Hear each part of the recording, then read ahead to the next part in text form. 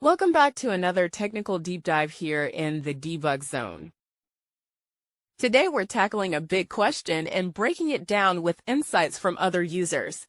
Hopefully this clears up some misconceptions and helps you get the answer you need. So buckle up, stay a little curious, and let's jump right in.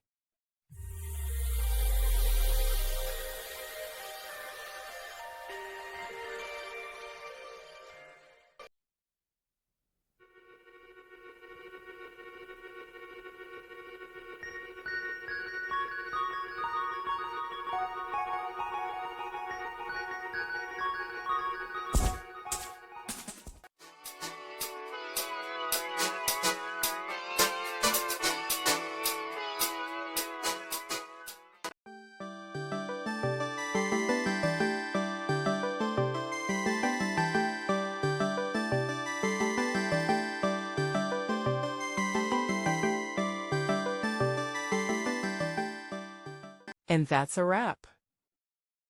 I hope you found the answer you were looking for. If you did, take a second to hit that subscribe button. It really helps out.